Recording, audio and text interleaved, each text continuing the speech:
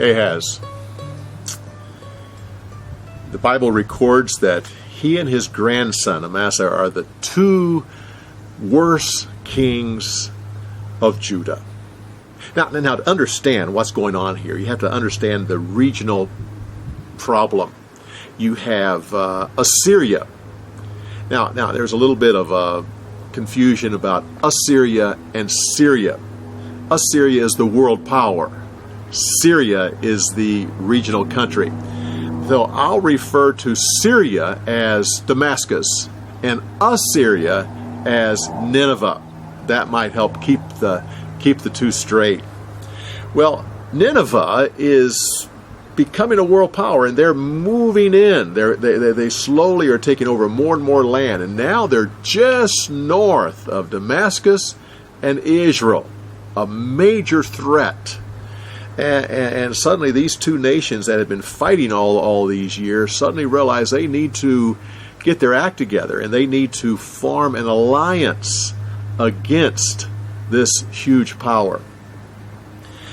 Several things happen here, though.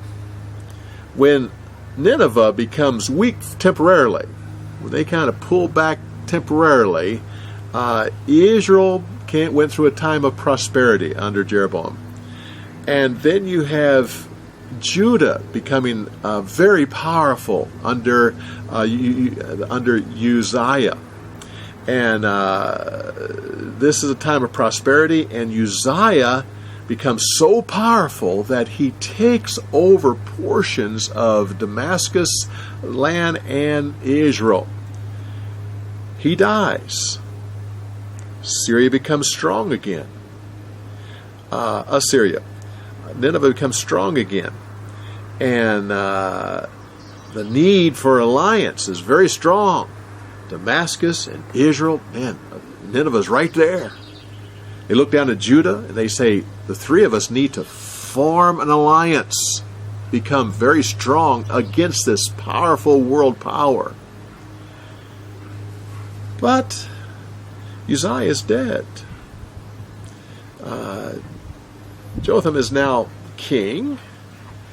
He's continuing on the policies of his father. He's also powerful.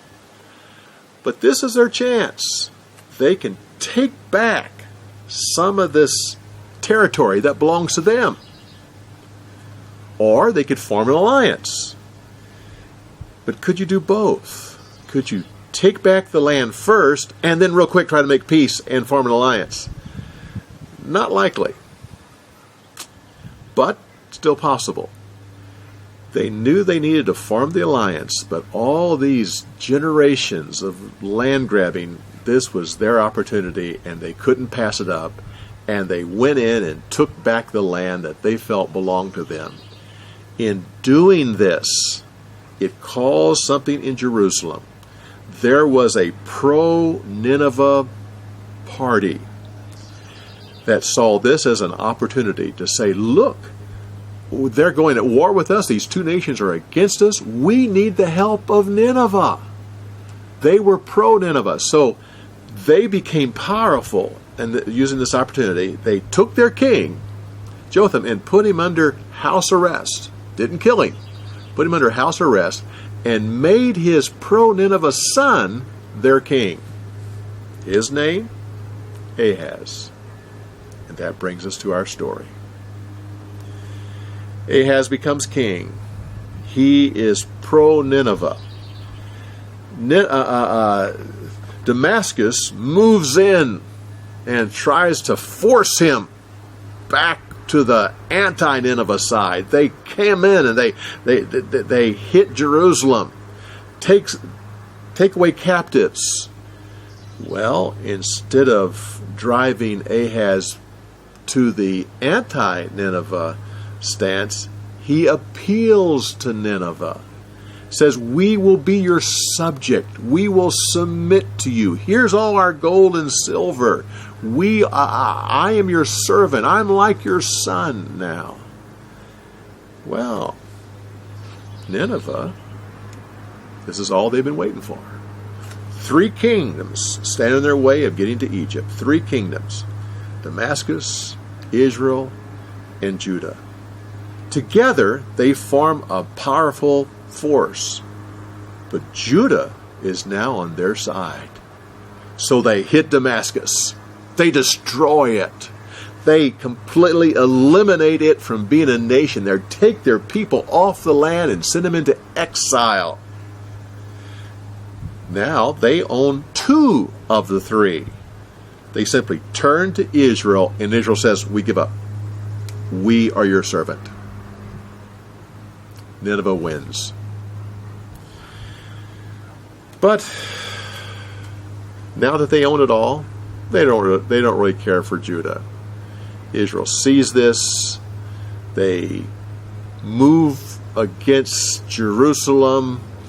They take it over. They kill many of the people there, including some of the sons of Ahaz, and take a huge amount of people captive. All of this is the background and the history of this dramatic story. Now, as I mentioned, Ahaz and his grandson Amasa are the 2 worst kings. And one of the things that was so bad about them is that they both practiced the ritual of child sacrifice. And they did this in the valley of Gehenna. This is a valley on the west side of the old city of Jerusalem, a deep valley. It was a beautiful valley, and they used this as a place for child sacrifice. Because of that, later on in history, Josiah comes along, and he wants to just eliminate all idol worship, especially this child sacrifice. So he takes the valley and he desecrates it. He dumps all the filth of Jerusalem in that valley so it can never again be used as a place of any religious services. He puts dead bodies there. He puts the filth. He puts all the garbage.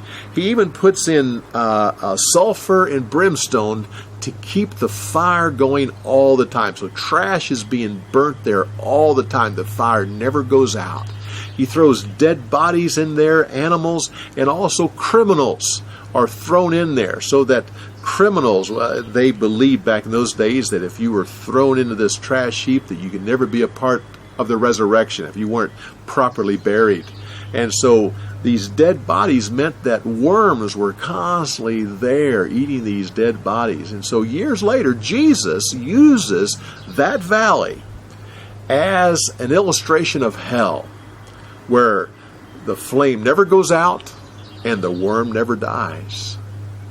All that goes back to this man right here, Ahaz.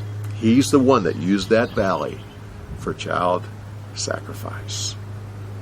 You see how important this story is in the entire history of Israel, and as we go into the New Testament. Well, come back next week when we continue on with the story of the week, and we'll be talking about Israel going into captivity. We'll see you next week.